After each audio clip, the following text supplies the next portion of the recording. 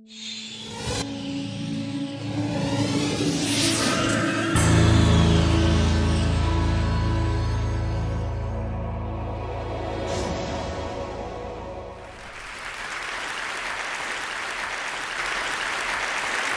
you.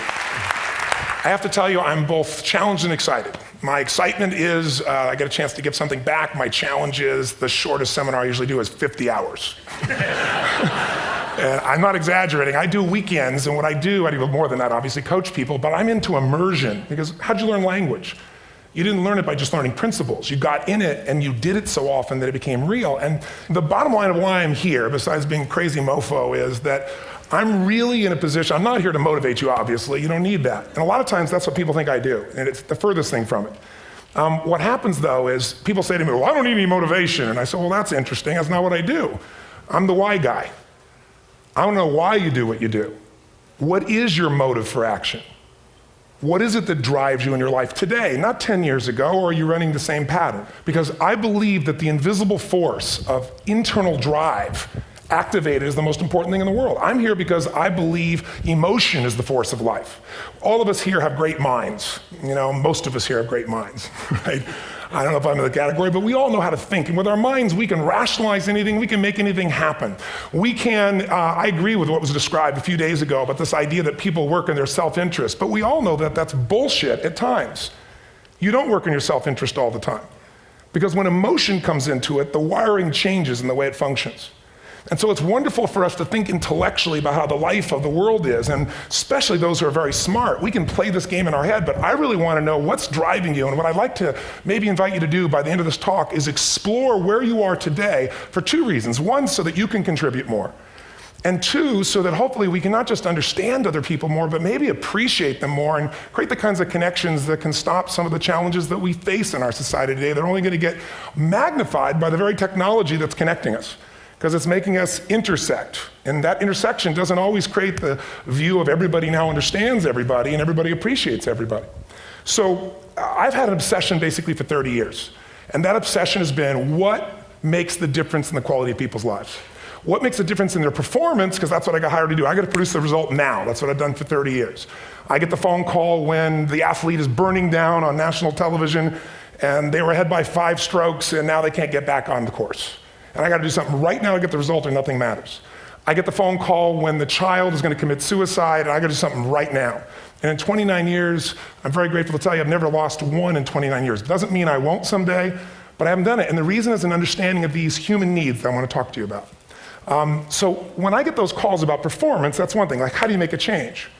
But also, I'm looking to see what is it that's shaping that person's ability to contribute, to do something beyond themselves.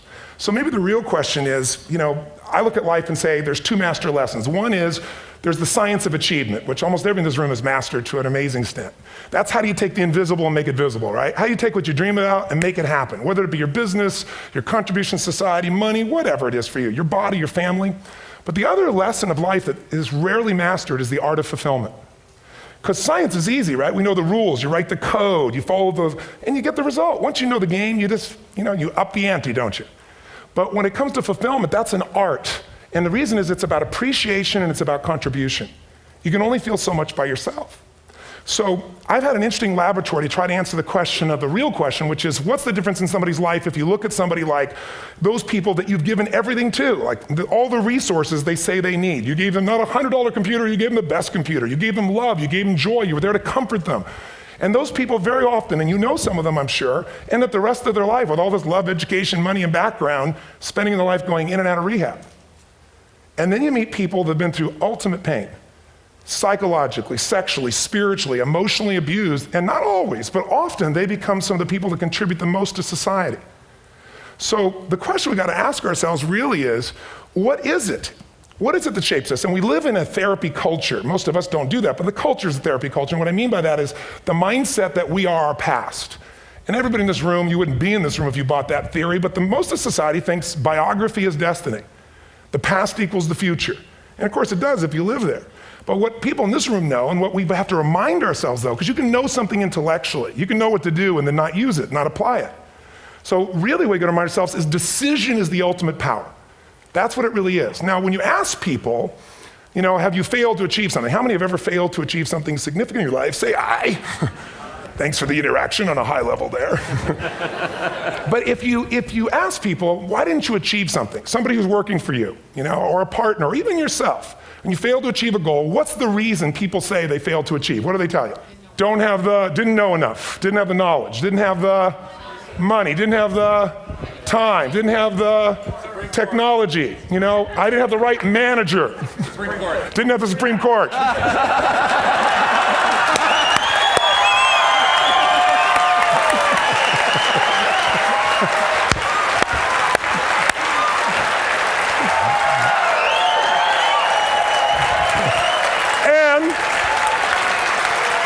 And what do all those, including the Supreme Court, have in common?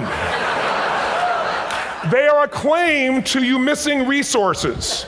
And they may be accurate. You may not have the money. You may not have the Supreme Court. But that is not the defining factor.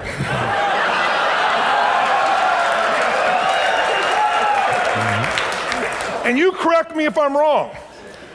The defining factor is never resources, it's resourcefulness. And what I mean specifically, rather than just some phrase, is if you have emotion, human emotion, something that I experienced from you day before yesterday at a level that is as profound as I've ever experienced, and if you'd communicated with that emotion, I believe you would have beat his ass and won.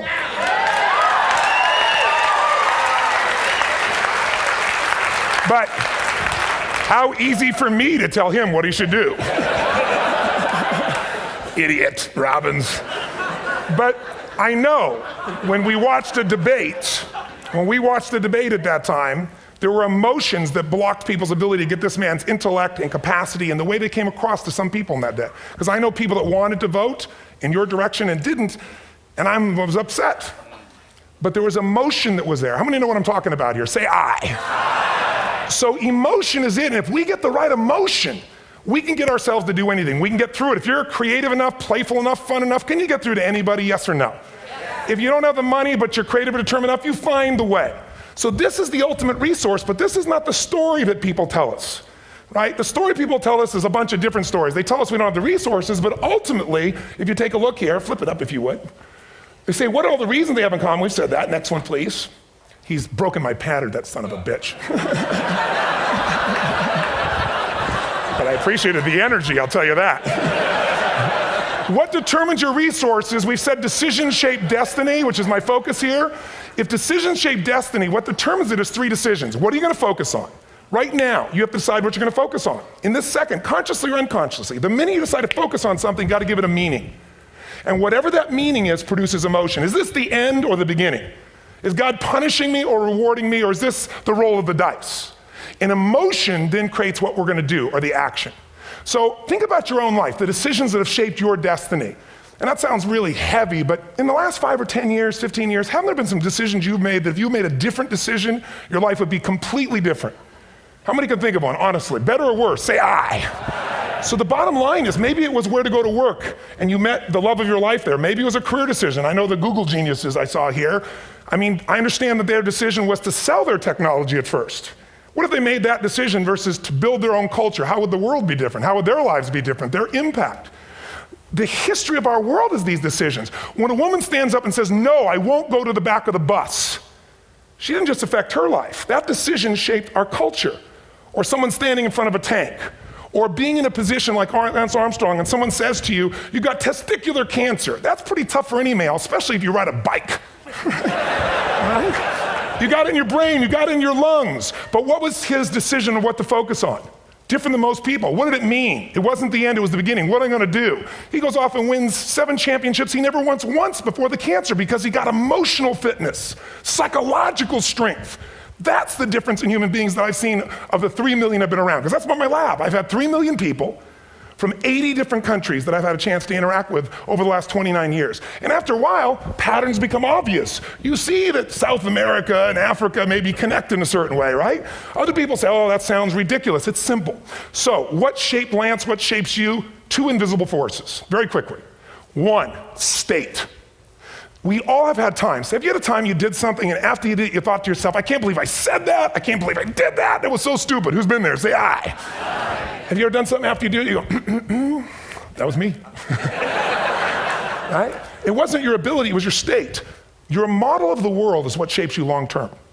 Your model of the world is the filter. That's what's shaping us. That's what makes people make decisions. When we want to influence somebody, we got to know what already influences them. And it's made up of 3 parts, I believe. First, what's your target? What are you after? Which I believe, it's not your desires. You can get your desires to goals. How many of you got a goal or desire and thought, is this all there is? How many have been there? Say aye. So it's needs we have. I believe there are 6 human needs. Second, once you know what the target that's driving you is, and you uncover it for the truth, you don't form it, you uncover it. Then you find out what's your map. What's the belief systems that are telling you how to get those needs? Some people think the way to get those needs is destroy the world. Some people is to build something, create something, love someone. And then there's the fuel you pick. So very quickly, 6 needs, let me tell you what they are. First one, certainty. Now these are not goals or desires, these are universal. Everyone needs certainty that they can avoid pain, at least be comfortable. Now how do you get it? Control everybody, develop a skill, give up, smoke a cigarette. And if you got totally certain, ironically, even though we all need that, like if you're not certain about your health or your children or money, you don't think about much more. You're not sure the ceiling's gonna hold up, you're gonna listen to any speaker. But while we go for certainty differently, if we get total certainty, we get what? What do you feel if you're certain? You know what's gonna happen, when it's gonna happen, how it's gonna happen, what would you feel? Bored out of your mind. So God, in her infinite wisdom, gave us a second human need, which is uncertainty. We need variety. We need surprise. How many of you here love surprises? Say aye. Bullshit. You like the surprises you want. The ones you don't want, you call problems, but you need them. So variety is important. Have you ever rented a video or a film that you've already seen? Who's done this?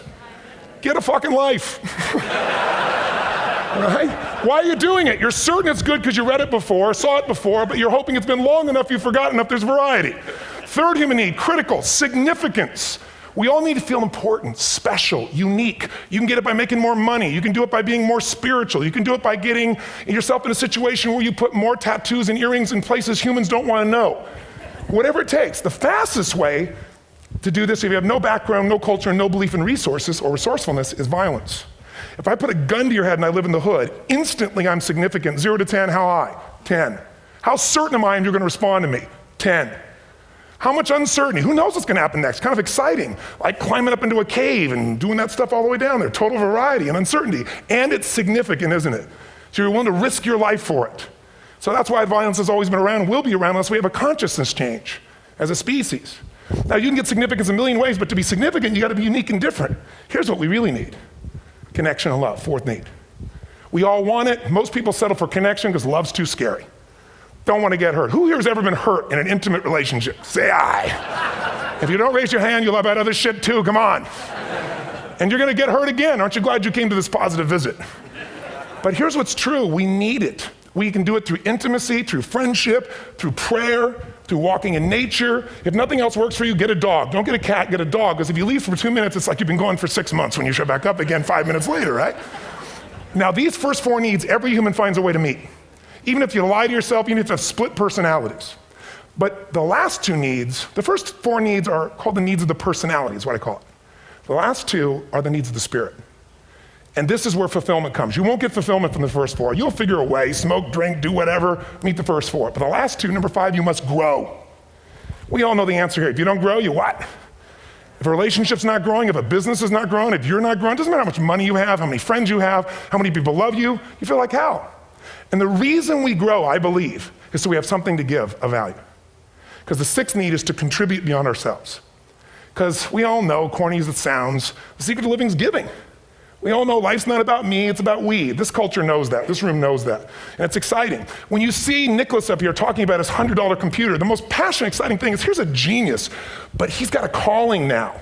You can feel the difference in him, and it's beautiful. And that calling can touch other people. In my own life, my life was touched because when I was 11 years old, Thanksgiving, no money, no food, and we're not gonna starve, but my father was totally messed up. My mom was letting him know how bad he messed up. And somebody came to the door and delivered food. My father made 3 decisions. I know what they were briefly. His focus was, this is charity. What does it mean? I'm worthless. What do I gotta do? Leave my family, which he did. The time, one of the most painful experiences of life. My 3 decisions gave me a different path. I said, focus on, there's food, what a concept. You know? Second, but this is what changed my life. This is what shaped me as a human being. Somebody's gift, I don't even know who it is. I thought, my father always said, no one gives a shit. And all of a sudden, somebody I don't know, they're not asking for it, this is giving our family food, looking out for us. It made me believe this. What does it mean? That strangers care. And what that made me decide is if strangers care about me and my family, I care about them. What am I gonna do? I'm gonna do something to make a difference. So when I was 17, I went out one day on Thanksgiving. It was my target for years, have enough money to feed 2 families. Most fun thing I ever did in my life, most moving. Then next year I did 4, and I didn't tell anybody what I was doing. Next year, 8. I wasn't doing it for brownie points, but after 8, I thought, shit, I could use some help. So sure enough, I went out, and what did I do? I got my friends involved, and I grew companies, and then I got 11 companies, and I built the foundation. Now, 18 years later, I'm proud to tell you, last year we fed 2 million people in 35 countries through our foundation, all during the holidays, Thanksgiving, Christmas, in all the different countries around the world. It's been fantastic. Thank you. So I don't tell you that to brag, I tell you because I'm proud of human beings because they get excited to contribute once they've had the chance to experience it, not talk about it. So finally, I'm about out of time, the target that shapes you, here's what's different about people. We have the same needs, but are you a certainty freak? Is that what you value most, or uncertainty? This man here couldn't be a certainty freak if he climbed through those caves. Are you driven by significance or love? We all need all 6, but whatever your lead system is tilts you in a different direction. And as you move in a direction, you have a destination or destiny. The second piece is the map. Think of that as the operating system tells you how to get there. And some people's map is, I'm gonna save lives even if I die for other people, and they're a fireman. Somebody else says, I'm gonna kill people to do it. They're trying to meet the same needs of significance, right? They want to honor God or honor their family, but they have a different map. And there are 7 different beliefs. I can't go through them because I'm done. The last piece is emotion. I say one of the parts of the map is like time. Some people's idea of a long time is 100 years. Somebody else says is 3 seconds, which is what I have. And the last one I've already mentioned that felt you. If you got a target and you got a map, and let's say, I can't use Google because I love maps and they haven't made it good for Macs yet. So if you use MapQuest, how many have made this fatal mistake of using MapQuest at some time? You use this thing and you don't get there. Well, imagine if your beliefs guarantee you can never get to where you want to go. The last thing is emotion. Now here's what I'll tell you about emotion. There are 6,000 emotions that we all have words for in the English language, which is a linguistic representation, right? It changes by language. But if your dominant emotions, if I have more time, I have 20,000 people or 1,000, and I have them write down all the emotions that they experience in an average week. And I give them as long as they need. And on one side they write empowering emotions, the other is disempowering. Guess how many emotions people experience? Less than 12. And half of those make them feel like shit. So they got 5 or 6 good frickin' feelings, right? It's like they feel happy, happy, excited, oh shit, frustrated, overwhelmed, depressed. How many of you know somebody who no matter what happens finds a way to get pissed off? How many know somebody like this? Or no matter what happens, they find a way to be happy or excited. How many know somebody like this? Come on. When 911 happened, and I'll finish with this, I was in Hawaii. I was with 2,000 people from 45 countries. We were translating 4 languages simultaneously for a program that I was conducting for a week. The night before was called Emotional Mastery. I got up, had no plan for this, and I said, we had all this fireworks, I do crazy shit, fun stuff. And then at the end I stopped, and I had this plan I was gonna say, but I never do what I'm gonna say. And all of a sudden I said, when do people really start to live? When they face death. And then I went through this whole thing about if you were gonna get off this island, if 9 days from now you were gonna die, who would you call, what would you say, what would you do? One woman, well that night is when 911 happened. One woman had come to the seminar, and when she came there, her previous boyfriend had been kidnapped and murdered. Her friend, or her new boyfriend, wanted to marry her, and she said no. He said, if you leave and go to that Hawaii thing, it's over with us. She said it's over. When I finished that night, she called him and left a message, true story, at the top of the World Trade Center where he worked, saying, honey, I love you. I just want you to know, I want to marry you. It was stupid of me. She was asleep, because it was 3 a.m. for us, when he called her back from the top and said, honey, I can't tell you what this means. He said, I don't know how to tell you this, but you give me the greatest gift because I'm going to die. And she played the recording for us in the room. She was on Larry King later. And he said, you're probably wondering how on earth this could happen to you twice. And he said, all I can say to you is, this must be God's message to you, honey. From now on, every day, give your all, love your all. Don't let anything ever stop you. She finishes, and a man stands up and he says, I'm from Pakistan, I'm a Muslim. I'd love to hold your hand and say I'm sorry, but frankly, this is retribution. I can't tell you the rest because I'm out of time.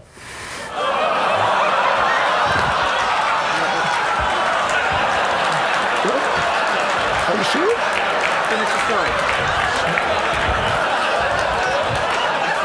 10 seconds.